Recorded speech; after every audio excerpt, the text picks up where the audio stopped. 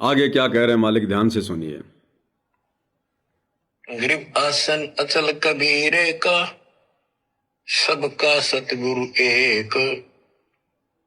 ब्रह्मांड इक्कीसों देख ले, ढूंढे के सिरेख। देखो कितनी गजब की बात है भाई और बहनों, ये विशेष संदेश हैं, संकेत ही संकेत हैं, संकेत ही संकेत। क्या कह रहे हैं गुरुदेव? गरीब आसन अचल कबीर का और सबका सतगुरु एक। आसन अचल कबीर का, आसन यानी सिंहासन जहां परमात्मा सतलोक में बैठते हैं, अचल यानी वो कभी डगमग नहीं होता, कभी नष्ट नहीं होता। आसन अचल कबीर का और सबका सतगुरु एक, और वो ही कबीर धरती पर सबका सतगुरु बनने की लीला करता है। सारी सृष्टि में केवल एक ही सतगुरु है, दूसरा कोई सतगुरु कहलाने का अधिकारी नहीं। गरीब आसन अचल कबीर का और सबका सतगुरु एक। अब विचार कर लो भाई और बहनों, सतयुग से लेकर वर्तमान समय तक जिसने सतगुरु की भूमिका निभाई है वो कौन है? सतयुग में जिन जिन आत्माओं को कबीर जी आकर मिले सतसुकृत ऋषि के नाम से, उन सभी आत्माओं का सतगुरु कौन था? ये कबीर भगवान। इसी प्रकार त्रेता युग में मंदोदरी को आकर मिले, मंदोदरी का सतगुरु कौन? विभीषण का सतगुरु कौन? चंद्र विजय भाट का सतगुरु कौन? नल और नील का सतगुरु कौन? इंद्रमती का सतगुरु कौन? फिर द्वापर युग में आ जाओ, जब कबीर भगवान करुणा में ऋषि के नाम से आए। कबीर नाम से तो नहीं आए थे ना सतयुग में कबीर नाम से आए, ना त्रेता में आए, ना द्वापर में आए, अलग अलग नामों से आए। तो द्वापर में करुणामय के नाम से आए, और सुदर्शन सुपच को मिले, उनके सतगुरु कौन? करुणामय कबीर भगवान। अन्य आत्माओं को मिले, फिर 650 साल पहले अपने वास्तविक वैदिक नाम कबीर नाम से आए, 64 लाख के सतगुरु कहलाए। धर्मदास का सतगुरु कौन? वही कबीर। सर्वानंद का सतगुरु कौन? वही एक कबीर। राजा बीर सिंह बघेल का, बिजली खान पठान का, चंद्रप्रभा का, इन सब का सतगुरु कौन? वही एक कबीर।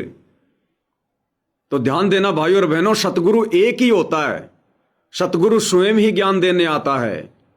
गरीब आसन अचल कबीर का, सबका सतगुरु एक। जब सबका सतगुरु सतयुग से लेकर वर्तमान समय तक, कलयुग की प्रथम पीढ़ी तक, जब सबका सतगुरु वो एक कबीर ही है, तो वर्तमान कलयुग की पिछली पीढ़ी में हमारा सतगुरु कबीर के अलावा दूसरा कौन हो सकता है? भाई फिर हमारा सतगुरु दूसरा कौन हो जाएगा? हमारा भी तो फिर वही सतगुरु होगा। गरीब आसन अचल कबीर का, सबका सतगुरु एक। भाई दादू का सतगुरु कौन?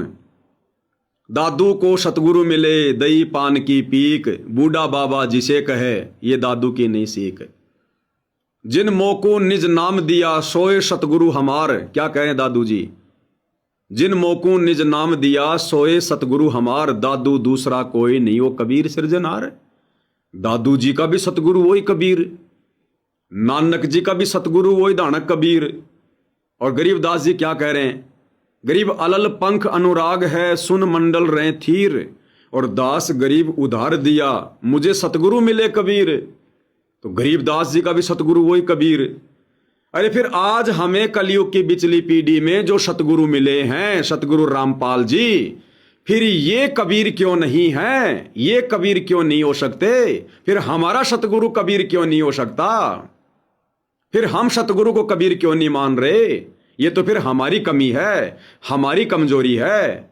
जब सतयुग से लेकर कलयुग तक सबका सतगुरु वो एक कबीर है, जो भिन्न भिन्न नाम से आया। त्रेता में सतसुकृत ऋषि के नाम से आया, तो क्या वो कबीर नहीं था? त्रेता में सतगुरु की भूमिका की, मुनिंदर नाम से आया, तो क्या वो कबीर नहीं था? द्वापर में सतगुरु की भूमिका की, लेकिन करुणामय नाम से आया, तो क्या वो कबीर नहीं था? आज वर्तमान में संत रामपाल जी के नाम से आए हुए हैं, तो क्या कबीर नहीं होंगे? और ये तो ऐसी लीला करते हैं हर युग में, अपने आप को छुपाते हुए, अपने आप को दास कहते हुए, परमात्मा का भेजा हुआ, उनका संदेश वाहक बताते हुए, उनका दूत बताते हुए। तो आज हमें जो सतगुरु मिला है, क्या वो कबीर नहीं है? वही कबीर है। वही सतगुरु है जो दादू का है, जो नानक जी का है, जो मलुकदास जी का है, जो घीसा जी का है, जो धर्मदास जी का है। वही सतगुरु है। बस इनको पहचानने की जरूरत है, और ये पहचान करवाने के लिए ही सतगुरु ने ये तत्व ज्ञान दिया है। अब उन्होंने तो भाई पूरा खजाना खोल के रख दिया, कुछ नहीं छुपाया आप और हमारे से कुछ नहीं छुपाया। संतों की वाणी है अनमोल, इसे ना समझ सके अणभोल।